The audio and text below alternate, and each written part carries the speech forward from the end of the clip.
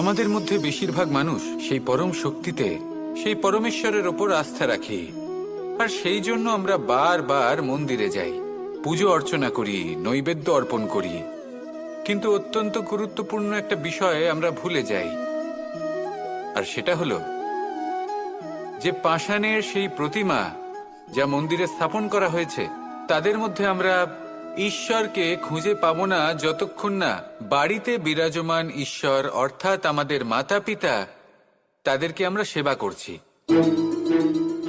দেখুন, ঈশ্বর নিশ্চিত রূপে এই সংসার নির্মাণ করেছেন, কিন্তু আপনি সেই সংসারের অংশ তবে থেকে হয়েছেন যেদিন থেকে এই সংসারে আপনি পদার্পণ করেছেন। আর এই উত্তরদায়িত্ব পালন করেছেন কারা? আপনার মাতা পিতা।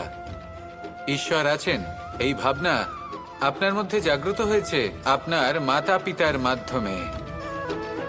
সেই জন্য মন্দিরে গিয়ে আপনি যতই প্রসাদ বিতরণ করুন, তার কোনোই অর্থ নেই যদি ঘরে বসে থাকা মাতা পিতা অভুক্ত থাকেন।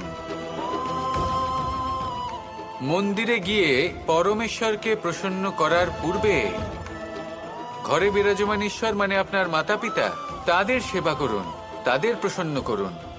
ঈশ্বর নিজে থেকেই প্রসন্ন হয়ে যাবেন। আসুন আমার সাথে ভালোবেসে বলুন, রাধা রাধা। জীবনে অনেক সময় আমরা এটা দেখে থাকি যে আগামী প্রজন্ম সেই কাজটি করে যেটা তার পূর্ববর্তী প্রজন্ম করে গেছেন। একটা উদাহরণ দিই তাহলে দেখুন, একদিকে আছে মাতা পিতা যারা আজীবন সংঘর্ষ করেছেন ধন অর্জন করার জন্য। তারপর তারই সন্তান তার সাথে এই লড়াই করে তার থেকে সমস্ত সম্পত্তি ছিনিয়ে নিল। তারপরে যত সময় অতিবাহিত হয়, সেই সন্তানের সাথেও সেই একই ক্রিয়া ঘটতে থাকে।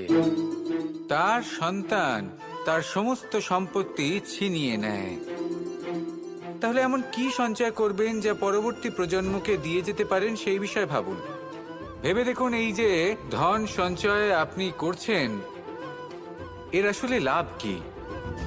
অবশ্যই আবশ্যক, কিন্তু এটাই কি শুধু সবথেকে গুরুত্বপূর্ণ বিষয় যেখানে আপনি জানেন যে আপনি এই সম্পত্তি ভোগ করতে পারবেন না, কারণ এই সমস্ত সম্পত্তি আপনাকে পরবর্তী প্রজন্মের হাতে সঁপে দিতে হবে। তাহলে ধন সঞ্চয় করুন, কিন্তু এমন একটা সম্পত্তি কেন সঞ্চয় করা উচিত নয় যার উপভোগও আপনি করতে পারবেন, পরবর্তী প্রজন্মকেও দিয়ে যেতে পারবেন, আর মতভেদও হবে না। এমন সম্পত্তি আছে, আর এই সম্পত্তি হলো প্রেম। যদি আপনার মনে কোনো কিছু সঞ্চয় করার বাসনা জেগে ওঠে, তাহলে প্রেম সঞ্চয় করুন। সেটা পরবর্তী প্রজন্মও পাবে এবং সেই প্রজন্ম ভবিষ্যতে ভালোবাসা ছড়াতে থাকবে। আর তখন এই মন সুপ্রসন্ন হয়ে বলবে, রাধা রাধা।